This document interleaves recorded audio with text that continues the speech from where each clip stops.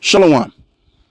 Shalom. First and foremost, I want to give all of the praises and the glory to the Most High and His Son, Yahweh Ba'Shem Yahushai Ba'Shem Rakah Quadash, and double honor to the apostles of the great No Stone that taught me what I know today, and as well as giving you, brothers, your deserved salutations for forwarding this ministry and all of the different bishops that came before me as well. Shalom to the Yakim Guaf Yam on the side and support, but most importantly, take heed.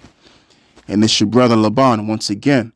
And before I even get into this, I just wanted to say Salakia for not putting up any videos for the past week because my computer has got issues that I'm sorting out right now.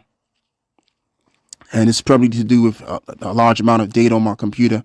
So again, I'm going to get that taken care of eventually. And then I'll be back on my computer, which I don't really have to use my computer. I can just use my phone. And for the most part, these phones are more on point anyway. So there's no excuse. Anyway, let's get into it, man. This reads, they want to implement a global system of digital identification for all that we would be connecting to our bank accounts.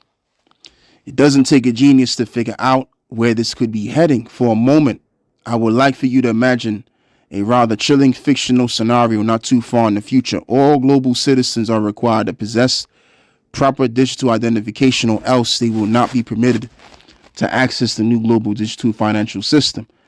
Central banks all over the globe have rolled out their central bank digital currencies, but in order to use those currencies, you must prove that you are who you say you are, and the only way to do that is with the new global system of digital identification, and that has been introduced as cash is phased out.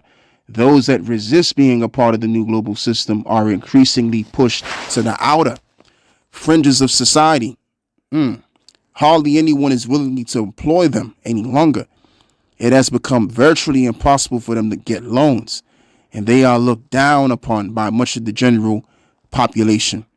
And then after the vast majority of the global population is willingly signed up for the new global system of digital identification, it is announced that the system will now become mandatory. That means that anyone that does not submit will not be able to buy, sell, get a job, or a bank account. And yeah, there's no other way to put it. He's correct. As he said, beginning with the heads of Great No Stone and the brothers on down, that's how they're going to push it. If you don't have the implantable device, you won't be able to get a job. You won't be able to get no loans. You won't even be able to get, live in your house because you got to pay rent. You got to pay, your different versions of bills, don't you? So if you can't work and you can't connect to these different bill collecting companies because you don't have your identification, which is going to be an implant based, then you're not going to be doing anything. You're just going to be homeless.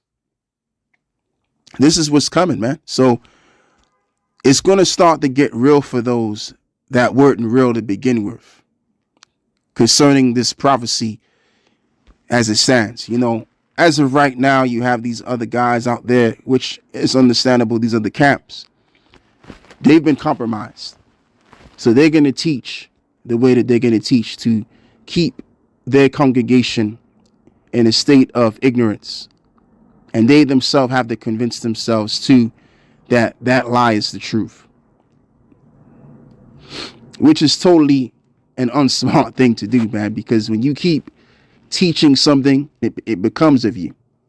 So in this case, all of these other camps, for as long as they've been around, they've been teaching this lie of what the MOTB is, which it isn't. They say it's an embargo. They say it's Christianity, and they know damn well it's not.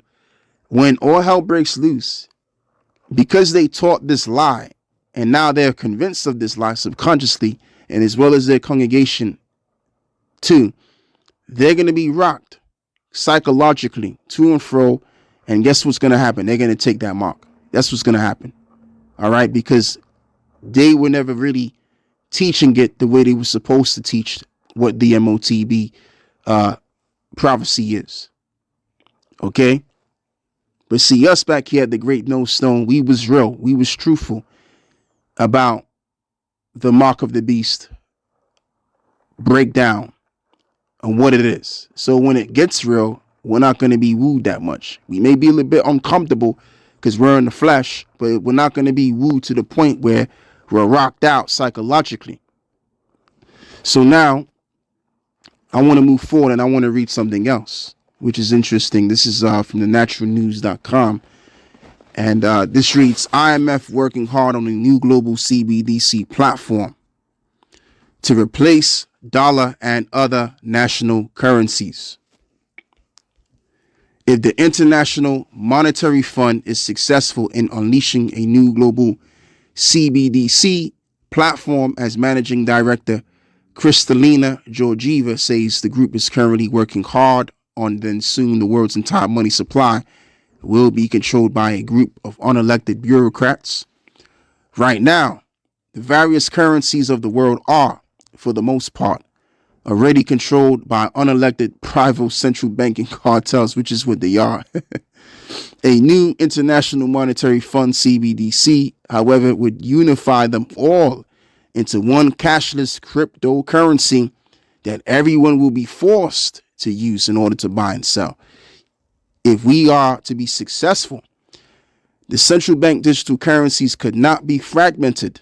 National propositions, Georgieva declared at a policy roundtable discussion with the Bank of Al Maghrib in Rabat, Morocco, about CBDCs. You see? So this is the reason why, as I've said before, speaking on this topic, why they've created these different gadgets that we use, where we have them today with the technology that they got on these phones, where we can swipe our phone to buy things. Or let's even begin with your cards, your debit or your credit card. You can swipe that as well. So if you can basically buy and sell with these different gadgets and these instruments that we use today, then there's no need for cash. And this is why most of us have been conditioned not to use cash. And they wanted us to be conditioned to not use cash for the simple fact of the matter of the future. That same chip inside your phone, and as well as that same chip inside of your debit card or your credit card, is going to be under your skin, and you'll be swiping your hand next. That's going to be the final. That's what this individual said at the World Economic Forum. The head guy, I think he's the CEO of Nokia. He said that. I think his name is something Lundman or something like that. But he made that statement very clear. Okay? Because, I mean, if you're the CEO of Nokia and you're working in the phone industry, you know what the deal is. You very well know what the deal is. You see it. Okay? All of these major phone companies that we have to depend on, they know what time when it comes to this technology. Okay, if the simple person knows what it is, then they very well know what the hell it is on a very more in-depth level.